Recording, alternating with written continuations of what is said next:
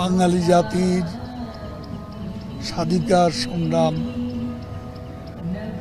আমাদের মুক্তিযুদ্ধ, আমাদের স্বাধীনতা সংগ্রাম, বঙ্গবন্ধু শেখ মুজিবুর রহমান যে স্বাধিকার সংগ্রামে নেতৃত্ব দিয়েছে, এই সংগ্রামের আমাদের প্রেরণার উৎস ছিলেন কবি নজরুল, যার কবিতা, যার গান স্বাধীনতা ও স্বাধিকার সংগ্রামে আমাদের অনুপ্রেরণা জুগিয়েছে। আমরা তাকে আজ শ্রদ্ধার সাথে স্মরণ করি। আজকের এই দিনে আমরা বলতে চাই যে আমরা মুক্তিযুদ্ধে বিজয়ী হয়েছি বঙ্গবন্ধুর নেতৃত্বে, কিন্তু সেই বিজয়কে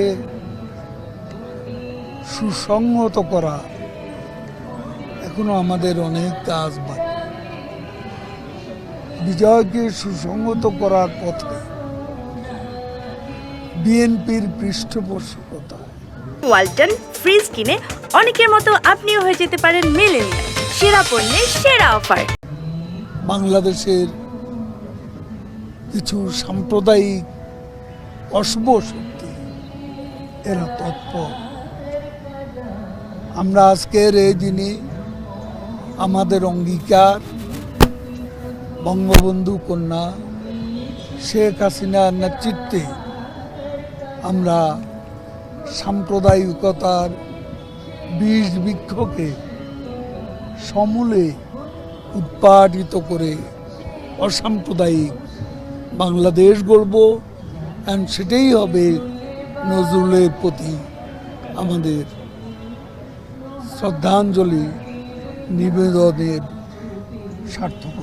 কিছু সময় আগে বিএনপি থেকে বলা হয়েছে যে কাজী নজরুল ইসলাম তাদের আন্দোলনের বাতিঘর, যখনই বিএনপি গণতন্ত্রের কথা বলে তখনই তাদেরকে জেলে প্রেরণ করা হয়, নির্যাতন করা হয় এবং কারাও দণ্ড দেওয়া হয়। এই বিষয়ে আপনার মত?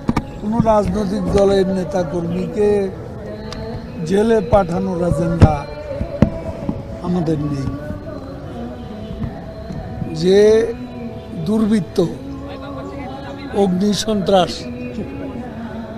খুন করে, অস্ত্র ব্যবসা করে, অপরাধীকে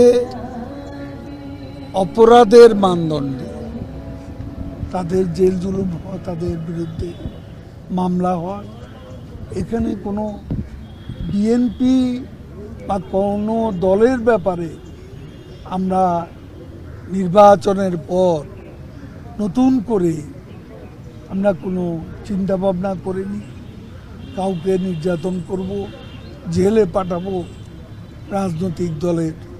কিন্তু রাজনৈতিক দলের কেউ যদি অপরাধ করে থাকে, এই যে 28শে অক্টোবরের যে মামলা, 28শে অক্টোবর তারা কি না করেছিল, প্রকাশ্যে দিবালোকে পুলিশকে পিটিয়ে হত্যা, প্রধান বিচারপতি বাড়িতে হামলা, পুলিশ হাসপাতালে হামলা, আনসারকে পিটিয়ে হত্যা, সাংবাদিকদের উপর নির্যাতন, এইসবের সাথে যারা জড়িত তারা রাজনৈতিক নেতা বা কর্মী নয়, এরা হচ্ছে দুর্বৃত্ত। এই দুর্বৃত্তদের শাস্তি করতেই হবে জনস্বার্থে, জাতীয়।